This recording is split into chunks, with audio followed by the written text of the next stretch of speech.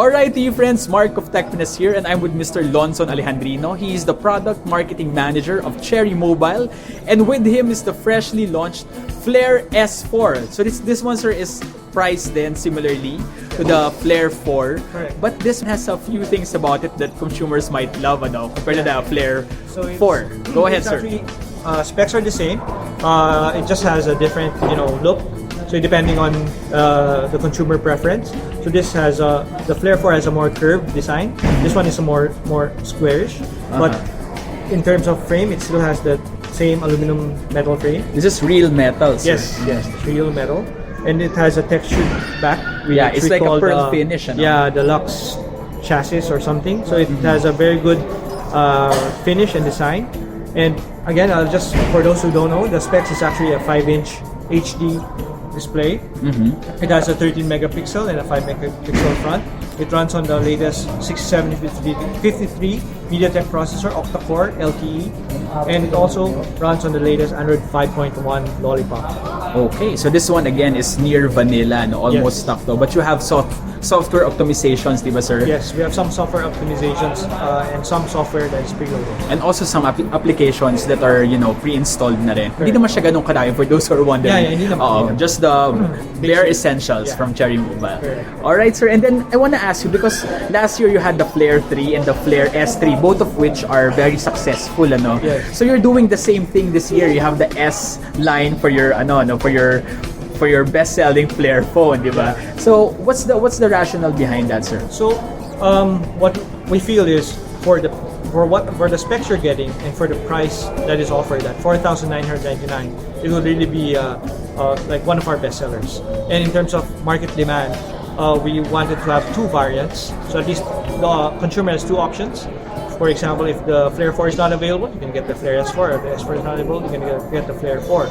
But originally, when we launched the Flare S3 and the Flare 3, the Flare S3 was the slimmer design in terms of design. So, and if I remember correctly, I don't know, siguro correct mo ko, sir, if I'm wrong, but the Flare S3 performed better ba than the Flare 3, or almost the same lang naman? Actually, in terms of sales, S3 Octa versus the Flare 3 perform better than S3 Octa. And if I'm not mistaken, again, it's the best-selling Cherry Mobile Correct, that's the best smartphone from last year.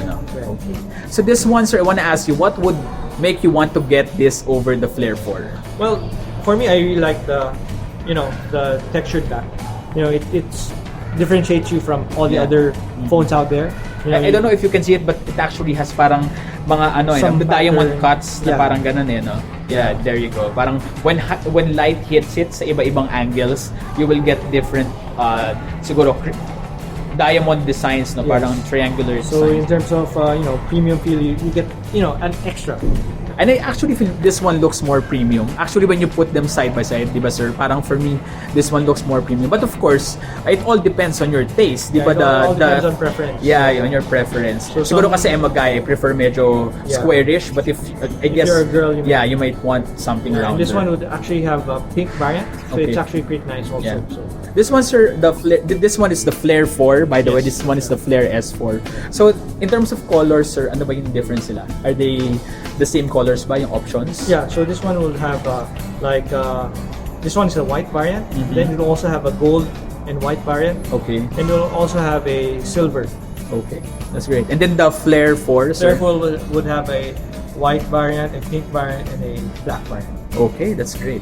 All right, so can we try the camera, sir, of the Flare of the Flare S4? So in terms of camera, it has a 13 megapixel camera. Just like the Flare 4, Just like pareho sila. yeah, Same optics din ba, sir? Same optics then. So 13 megapixel camera. Is it BSI pareho, sir? Yes, it's Front and BSI. back. And then it has also have a pretty good front camera. Yeah, there it is. And you have all Different the other filters. yeah. And then you also have the beautification mode pa dito, Yeah, sir. also have beautification. Okay, of course that is a software optimization from Cherry Mobile, one of their innovations.